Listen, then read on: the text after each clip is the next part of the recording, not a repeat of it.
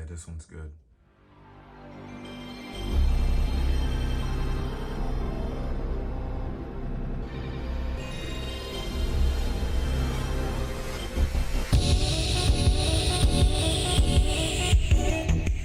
What is the status, everybody? It is Fixed Status, back with another video for you guys.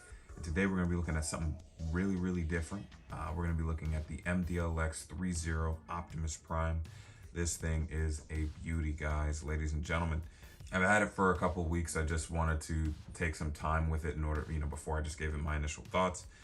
Or they aren't initial thoughts, but before I gave my opinions on this thing. It's not going to be a figure that everybody's clamoring for or anything like that, but I definitely wanted to give my overall viewpoints on it because I think it's really special. I don't have the Bumblebee. I will be searching for that one, but this is going to be my first one, and this is going to be my first definitive Optimus Prime figure.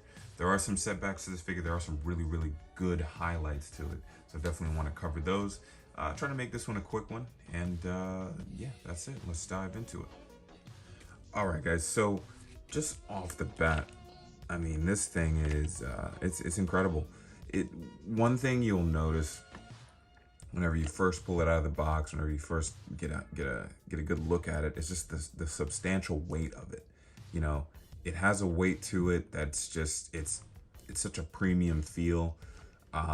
We'll get into some of the details in a little bit here, but my main, I guess, idea behind this, and I guess was the idea behind the figure when they were designing, was that everything works really well on it, and it just, like, the design isn't hindered at all by articulation or anything like that. As a matter of fact, in some cases, this thing looks like a statue, which is amazing. You know, the level of detail that they put into this thing, I am amazed that they also took the time to put in articulation, and not just articulation, like, oh, I can, bend the elbows and things like that, but it's really good articulation, better than figures that have way less detail, but we'll get into that. But first, as always, we start off with the deco, and this is your boy in the red and blue, man. This is Optimus Prime here. This guy, it's absolutely fantastic. The colors are not flats, like the reds and the blues are not flat. They do look very metallic, and not just because you'll see on here there are instances of, well, I mean, pretty much the whole figure is dry brushed silver on like the edges, but just the paint that they used in and of itself, it lends to it being metal. Like, it looks like some sort of metal, Cybertronian metal, whatever, what have you. And he's heavy, so that also kind of plays into it as well. But the deco's nice. It's a very stylized look, but at the same time, it's not like it's like super outlandish. Like, if you wanted to size this up with G1 Transformers, or even like the Bayformers, like, I mean, I think this would look really good next to some of the B-movie figures as well. And I do hope that ThreeZero does make some of the B-movie designs, because I honestly think that is probably the best blend of the Michael Bay designs and the original G1, or like even just some of the cartoon designs in and of itself. Even though I am a pretty big fan of the Bayformers, I think they get a bad rap. Nonetheless, this guy has an amazing level of detail, amazing paint quality. I don't even think I have any flaws. There's no paint flaws on this guy whatsoever.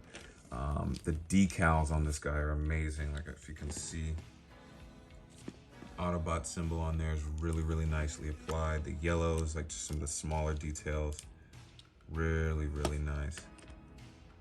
Really good. So yeah, decals, absolutely impressive. And it's such a simple design for him. Simple colors. There's not a whole lot going on with him, but what is there is done really well. Now, let's segue over to articulation. So let me actually take this gun out of his hand. Oh, well, I took the hand off. I'll make this really quick, even though there are some really key details on this guy that I want to go over. Number one, you got your head on a dual ball system. So you have a ball peg at the top of the head, or at the top of the neck, and then at the bottom of the neck, which gives it a really cool, very fluid range of movement, excuse me. As you guys know, that's my favorite setup for a neck and head articulation. The arms, they're on a weird, okay, so there is butterfly joints, just so you guys can see here. So they do have a really nice range back and forth. Now, one thing, it's kind of strange. So the arm can go all the way up to 90. It's on a ball joint there. You can see, I don't know if you guys can see that. Let me see. Yeah, so it's on a ball joint. And then there's this shoulder pauldron, I guess if you want to call it. It's like connected in two different points, which kind of gives it that range. You can see there, like it kind of moves independently, like you see. So it moves independently from the shoulder itself, which is nice. So it gives it, if you needed to get out of the way, you can actually, well, if you need, and it's normal, just pops back in, but that's just what happens if you kind of push the joint too far. But if you need, let's see if I can get it to do that again. Yeah, so you can get that arm a lot higher than 90 with that shoulder being like that. So that's really awesome. That's really good attention to detail there. I'm moving the whole set, Jesus. But that's really a nice attention to detail there, and a very well thought out method for that shoulder there. Something that I don't really think we see a lot in action figures here. The elbow here, it does get way like 95 degrees right there, which is nice. And this is what I was saying earlier about the design. This is a very well engineered figure to the point where it's a very bulky and blocky design, but it's, you know, the articulation still works, and the joints very, very buttery smooth. You're not going to have issues with moving those. Now the chest movement here is a very unique setup here. You do get an ab crunch. Now it doesn't really get you that far, but I mean, it's, you know, for the design, it's going to get you, you know, where you need it to be. And then there's also a swivel. So you get a swivel out of this joint, and then it's also, I think it's a ball. So we kind of have to move these out of the way. And it gets, it's not the most range, right? But again, it gets you kind of what you need, because you're not going to have him, you know, doing a whole lot as far as like balling up or punching up. He's not like an agile character here, or at least not the most agile character, so to speak. So that's cool. And then as you saw me doing here, you can also move these sort of like I don't know what you would call this, like a skirt piece. These flaps here. So they do get out of the way for the leg articulation, but they are ball jointed as well. So that's nice. And then of course the legs are really, really nice. I love the way they did these, because they are, they do have the drop down hips there. So you can bring them all the way down. You can bring the leg all the way up here. The only reason why it doesn't go farther is just because of that flap there. They go all the way out. Look at that. They get a really, really nice range of movement. Let me see if I can get them, because I did have, well, yes, it was bound to pop off, but like you can see here, he can, let me see if I can get him to balance. That would be impressive. Look at that. So yeah, he can do a really, really high kick with that joint. And they're not loose.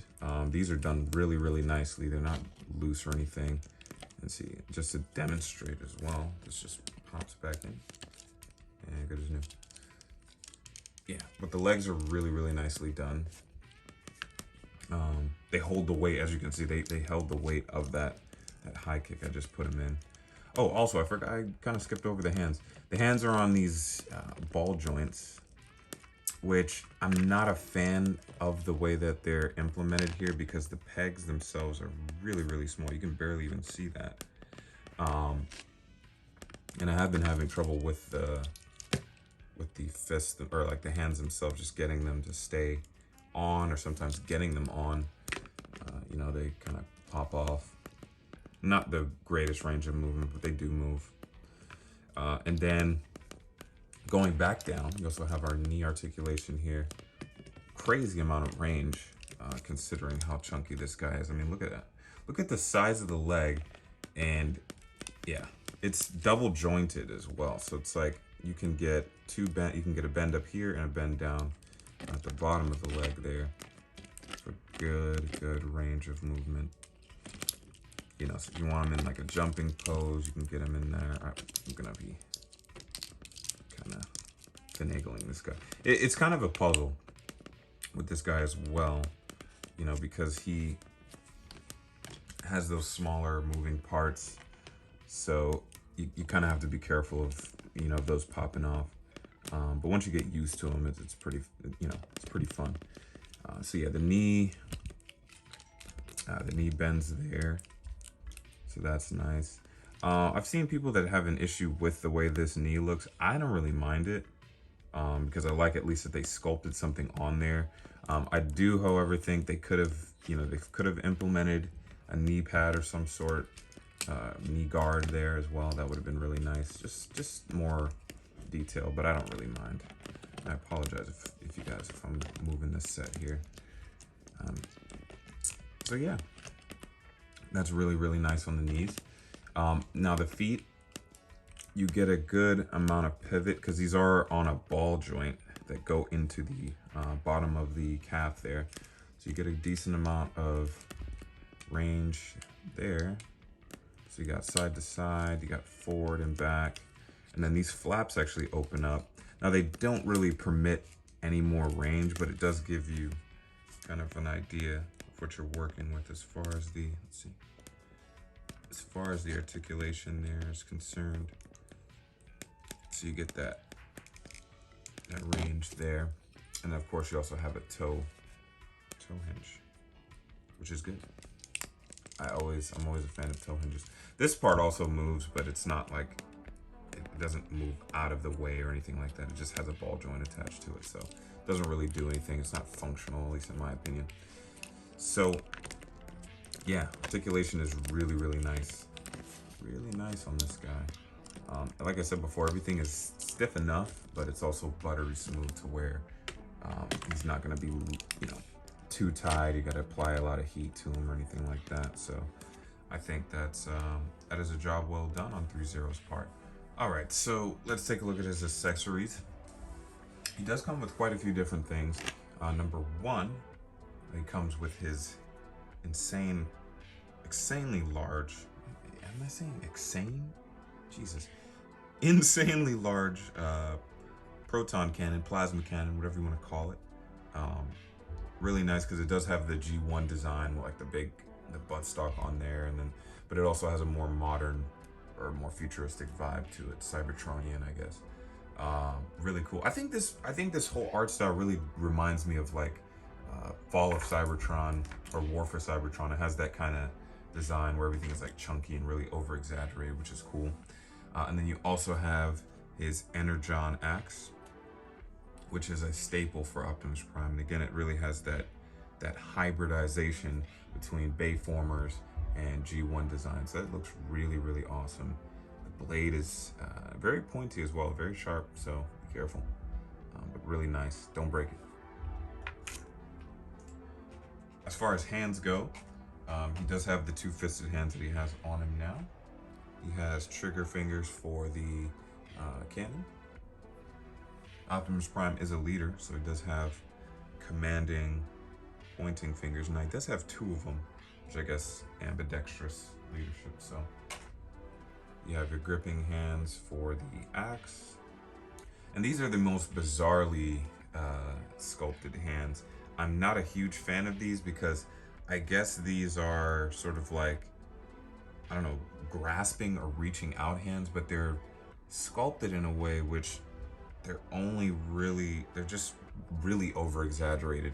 Like I would mainly use these for sort of like splayed out hands. I would have much preferred relaxed hands than these, or more sort of like a really open palm instead of like this, because I don't know what this does. And then of course, like the way that the ball attached to the hands, they're kind of awkward, and I'll show you guys. Actually, I'll show you now.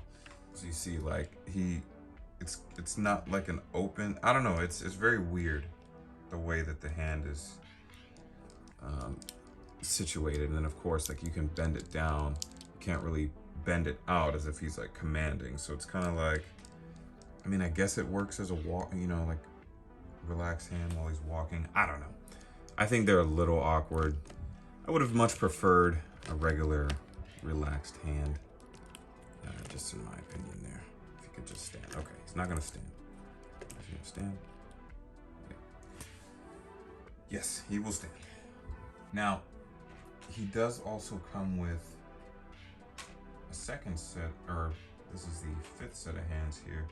This is quite a peculiar set because when you get them, you probably wouldn't know what they were off basis without knowing what his last accessory is, and that is because if you pop off his chest piece, and this doesn't come like this, I had to put this in here. As you guys know, oh gosh, it just, well, never mind. The presentation was completely ruined. But he does come with, excuse me, the Matrix of Leadership. Is it the, okay, hang on. You guys let me know in the comments. I don't remember it being called the Matrix of Leadership in the 1986 Transformers movie. I just remember it being called the Matrix, but you know, my memory is filled with a bunch of other things. I only remember it being called the Matrix of Leadership in the Bay movies. Let me know if it's just the Matrix or the Matrix of Leadership or something completely different that I don't remember. But yes, he does have this in his chest, and he does give this to Hot Rod in the movie after he dies. That was a crazy movie. I remember watching that as a kid. I was like, yo, they just killed everybody in the beginning of the movie, and like Optimus Prime, and then we had to, you know, get along with characters that we weren't familiar with. But I'm going on a tirade. But basically, these two hands, and I'll do some B-roll of it. It's to show him opening his chest, or at least putting the Matrix in his chest there, which is cool. So I always just keep it stored on him. Keep it stored in his chest there. And it just clicks on. And there are magnets too. I didn't even show this. So it's just gonna keep coming out. But there are magnets that connect to 3 different magnet points on his chest. Let's put this back in here, please. If I can. There we go. Yeah. So that works out. So that's another really cool, just attention to detail that, you know, we didn't need, but again, it's Optimus Prime, so we gotta do. All right, and so now just to, and I do have him here doing a size comparison here, but I also wanted to kind of show you what it looks like with the weapons in his hands here. We have him doing a size comparison up against the 2 other Transformers. These are the only ones I have actually at the moment. But I am at the time looking at the B movie collection here, because that's actually what I'm the most interested in. And I think these 2 figures by Hasbro are really, really nice. However, I think their sizes are just a little bit too small. If I remember correctly, Starscream is maybe a tad bit taller than Optimus Prime. I know Soundwave is supposed to be, I think he's supposed to be bigger than him, at least in the movies. I know that the G1 era, these guys are kind of all the same height, and really, I think this is a good size comparison. Just depends on what Transformers era that you're going for, or what continuity, I guess you could say. So in a line of like the G1, these guys are pretty much all the same height. I know that in the Bay movies, they kind of had these guys all different heights and everything, which was really cool. It's a cool aspect, another thing that I like. And especially in the B movie, I think that Soundwave was definitely bigger than Optimus Prime. But let me know in the comments what you guys think. I mean, you know, I'm always interested in what the theories on the sizes of different characters and things like that. So let me know. But yeah, I think these guys look really, really nice together. And this also lends to that sort of, this guy has that blend of designs from the new modern age and then some of the older 80s designs. It just has that feel to it. This looks like it could go, it would show up right in the movie with Starscream and Soundwave here. So I really do like that comparison. And just as some size another size comparison here, I just have him up against some random characters here. I have him with a Marvel Legends Captain America and the Mayfix Brown Suits Venom. Whoa! And just as a size comparison here, I have him up against the not Mayfix Captain America, Jesus Christ. And just as a size comparison, I do have Optimus Prime here next to the Marvel Legends Captain America and the Mafex brown suit Wolverine. Definitely just kind of giving you guys an idea of what the size is for your domestic and import figures respectively. And just frankly, overall, man, I think this guy is an absolutely fantastic figure. If you guys need a definitive Optimus Prime, this is the one. I will say my only real kickbacks are, again, the hands were a little bit awkward, especially to put on and the way they move around. I think they could have been done a lot better. I think the pegs on the wrists could be a lot longer. The head sculpt design, I know I didn't go over it, but I feel like the head sculpt could be a little bit more true to Optimus Prime instead of it being a more stylized take. But I mean, again, this is a stylized take in and of itself. But again, I feel like the head sculpt would be a little bit easier going on the eyes if it were a little bit more true to the G1 Optimus here. But other than that, there's not really much else I can complain about on this guy. He's a fantastic sculpt. The details, the dry brushing on him are absolutely awesome. The attention to details with the matrix in the chest, really, really, really good. You know, the options for hands are nice. And just the attention to making the joints and you know, the design of how the articulation works in complement to the design of the actual figure and the character overall. I think it's ingenious. Now, I do want to go ahead and state that this is, for my rating, I'll say, I've been given a lot of 9s. I'll say an 8.5.